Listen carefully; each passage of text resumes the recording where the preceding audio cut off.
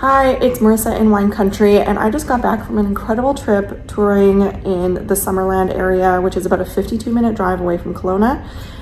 If you didn't see my last video where I'm exploring the East Kelowna wine bench and all of the decimation of the wineries and what the wineries look like after the cold snap, and this is August, a lot of the wineries do not have any grapes growing. A lot of their grapes are going to need replanting, or they're coming up from the ground up, and so they're not going to see any yields for about 3 to 4 years. I had a lot of questions after that video, just after my little road trip through the East Kelowna bench. And so I went to Summerland, and I first headed to Lightning Rock Winery, where we met Ron Kubec, the winery owner and businessman there. Absolutely incredible to have a conversation with him, and provided a lot of insight and a lot of answers to my questions that resulted from that last video. So please have a watch, make sure you like and subscribe, and I'd love to hear your comments below. Thanks.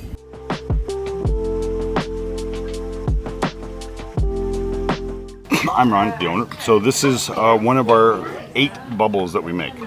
So we have 3 traditional methods. So this is our traditional method. This is from Canyon View, 2 kilometers away, sandy loam soil. So this one is after the first fermentation. We use wild yeast from the vineyard. Then we start the second fermentation up, bottle it by hand. So last year about 17,000 bottles by hand. Oh, wow. Then we send it to the warehouse for 2 years. Then we bring it in and we have it in riddling racks, and then we used to bring them back, put them in the racks like that, and rotate it 1/8 of a turn twice a day for 28 days. Yeah, no, I bought a gyro pallet from France, so life is a little bit easier now. Also, it's hard to get everybody to remember twice a day to turn it. Yeah. So, and then it's disgorged by hand, and then corked, labeled, foiled. So this is as close to champagne as you're going to get without being 13,500 kilometers away. The brother of this one that came from this vineyard just won a gold medal at the Wine and Line Awards. Oh, wow. And someone's like, well, how many wines did you send into the Wine and Line Awards? I go, 1. How many medals did you win? 1. It's like, we don't need to do any more than that. Perfect. If you have any questions, there's no such thing as a bad question. Guaranteed bad answers from me, but no such thing as a bad question. Well, I did want to ask, why Lightning Rock? What is that? Because Go down the middle of the property, you'll see it inside. You'll be able to see a picture of a rock that got hit by lightning. Oh, wow. So there's a very large boulder down the bottom of the property that got hit by lightning. And so that's why we call it Lightning Rock. Okay, there you go. And so then everything went off of that, the electric wines and all that. And, we're natural winemakers, so it was like, okay, what's a good name to go with? Yeah, so that's why the name. Okay, great. Thank you. Everything we do is single vineyard, single grape. Other than one of my rosés, we take it from 2 vineyards, but it's all the same grape. We don't do any blends. The big thing in the Okanagan, there's a lot of blends out there. We decided, no, we're not going to do blends. And our customers like it that way. Yeah, great. Okay? Thank you. Cheers. I love that they have so many bubbles. We got that, well, like everybody else this year, we have no grapes. So I was just talking to my winemaker's wife over there, and my GM, Sebastian, and I were down in Washington State Monday, Tuesday. We're bringing in grapes from Washington State. Some stuff that we had last year that we're missing, some stuff that is new for us that we can't grow up here. Where you guys parked in front of you see the white boxes out there. That was in May. Castanet did a nice story, and they got me a whole bunch of volunteers. That was Viognier came out and Riesling went in. My Syrah is being replanted.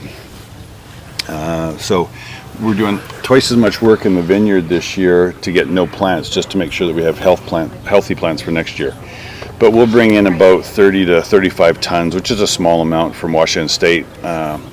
Hester Creek's bringing in 850 tons. Mission Hills, Dirty Laundry's bringing in 550 tons. Poplar Grove's bringing in about 600 tons of fruit. The problem is the BC government put a stupid rule on it. It's like, okay, you can bring the stuff in without having to pay the 89% markup on wholesale price of wine, which is stupid. But you have to sell it between April 1 next year and April 1, 2026. Wow. Okay. So that means no reds, no traditional bubbles. We're trying to lobby the government to change that rule, because otherwise, like reds are 18 months in the barrel, so you're not going to be able to do it. Bubbles are 2 years in the warehouse, not able to do it.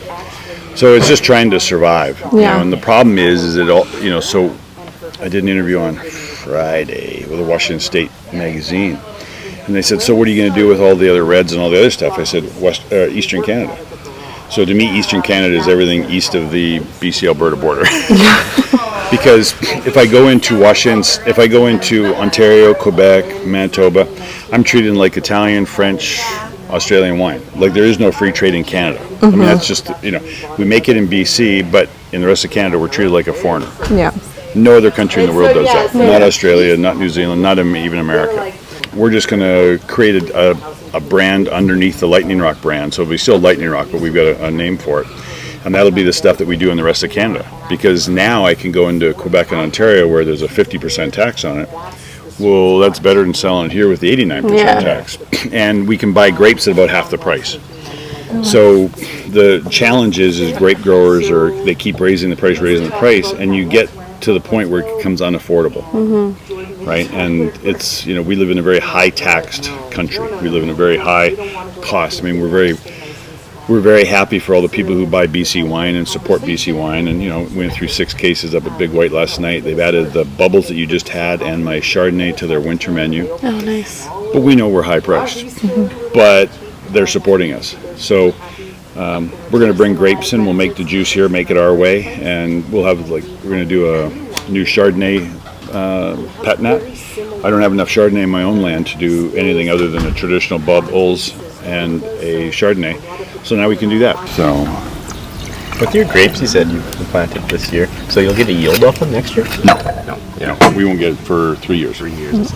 So third leaf is usually when we want to do it. Might even wait 4. Will it produce fruit next year? That's just not ready. It just No, takes 3 years to produce. Minimal, nothing. Yeah. If you look at the plants, they're really nothing right now.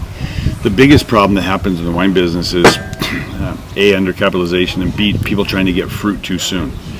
We've got with one of our growers who had switched over from cherries, and he just got it going too soon. And so the plants don't get enough time to get strong. And so for us, if we wait 3 years, 4 years, you get a stronger trunk, you get stronger and healthier plants that can withstand cold, that can withstand all the elements. And so a lot of the yields that happen are low is because the plants aren't strong enough. And it's the anxiousness to get going. And so that's why, the government coming in and saying, well, it's going to be a 1-year program. Well, that doesn't do anything. Yeah. I mean, Mission Hill just pulled out 400 acres. Quails Gate, Ian Stewart's pulling out 100 acres over the next 4 years, so 100 acres a year. Arterra is talking about 1,000 acres. So you've got a lot of people pulling out plants of the big ones, and then all the small ones. And so we were meeting at Poplar Grove, and Chris Haller and Evan from Blasted Church and Chris Haller from Poplar Grove were saying they don't think until 2032, 2034 we get back to full production. My gosh.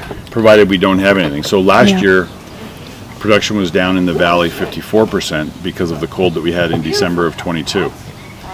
And we were only down 18%, which was good. We then bought some grapes from other places so we could get up to about 3,200 cases. This year, 97% loss of everybody. And not everybody has the financial capacity to go buy the grapes in Washington State or look at it long term. If we don't sell any of our stuff, great, then I'll sell the rest of Canada. So the Riesling, last year I paid $3,300 a ton for the Riesling here in BC, in Summerland. I'm getting it crushed to juice, hauling it back here, and delivering it for about $1,500 Canadian from the U.S. Wow. It costs $900 US a ton down there. So the level of economics, I mean, we were down visiting 6 vineyards that have more acreage than the whole Okanagan combined for grapes. Yeah. When you take a look at the Okanagan, the average vineyard size is 5 acres. Down there, the average acre size is hundreds of acres. Yeah. We were at one that's 9,500 acres. We were at another one that was 1,500 acres. And they have a lot of machinery that they can do things. And someone's like, well, I don't want I only want hand-picked grapes. I mean, they're buying $1 million Plunk machines from France that you couldn't tell the difference. Wow. And they can do the de-stemming, the sorting out in the field. So when we buy a ton of fruit, we're actually buying a ton of fruit. We're not getting all the other stuff that's in there. Yeah. Chateau Ste. Michelle was reacquired by a financial group in 21, and so they started selling everything off, and then they cut contracts last year. They cut 40% of their contracts. Wow. That was almost 20,000 acres, so it was almost twice as much as the whole Okanagan combined is what they cut. So for the Washington growers, they're having to find other markets. And so we were able to find some really, really quality fruit, some really quality people down there. And from a business point of view, our glass is going up, our shipping, our cost of labor, everything goes up. And so up until 2021, fruit around the Okanagan was $1,000 to $2,000 a ton. And then some billionaires got into it, and it's one sold a dating site, and so he got into it. So the price of land went stupid for buying land. Well, then to try and make money on it, you have to charge more money. And, you know, there's some people on the grape growers that want to, no, we can get 5,000 a ton or 10,000 a ton. Well, say goodbye to BC buyers, right? Like, it's not going to happen. And so for me, and it's the same thing with wineries, they don't have the capacity, so, you know, what are we going to do? For me, I look at it, so if we do all of our BC stuff on our vineyards, we have 23 acres, 16 planted, that'll be for BC, the BC fruit. Our yields had been low. We were looking at, so we had soil analysis done. Why are our yields done? So we fixed a lot of stuff over the last couple of years. So when we get back to normal health, we should be doing double what we were doing before, which is still only 3 tons per acre. We were doing 1.5 tons per acre. So we get up to 3 tons per acre, which is minimal for a lot of places. I double my BC production. Then the stuff that we bring in from Washington State, because the cost is half the price, I can ship it to the rest of Canada, and it's, from a business point of view, it's a great business thing. Some guys want to bring in wine and get it made down there, because you know, down at Tagaris, Frank Roth, who his uncle was Harry McWaters, and Frank was up here when he was 16 working for Harry at Sumac Ridge. He's 43, running Tagaris Winery. He can make unbelievable Cab Sav Pinot Gris for $36 to $60 a case. A case. Like, he's trying to sell right now 200. He just got back from. He got back on Sunday. We saw him Monday. He's got back from the bulk wine conference, and he was trying to unload 200,000 gallons of wine. He was hoping to get $3 a gallon. He might get $2 a gallon, because the worldwide price of wine right now is about $2.25 a gallon. So divide that by 4, and that's how many it is per liter. We can't even produce it for that.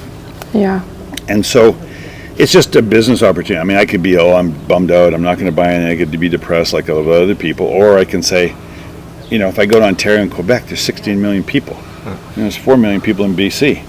As a business person, where would you rather sell your wine? And there'll be some people go, oh, it's Washington State grape. I don't think as many people are as concerned about the terroir as right now it's a cost.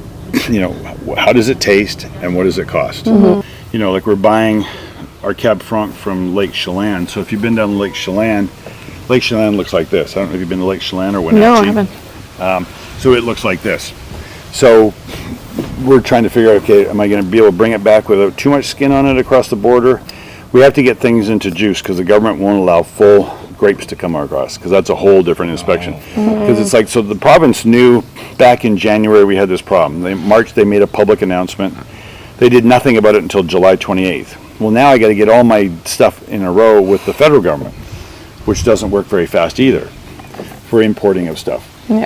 So it makes it difficult.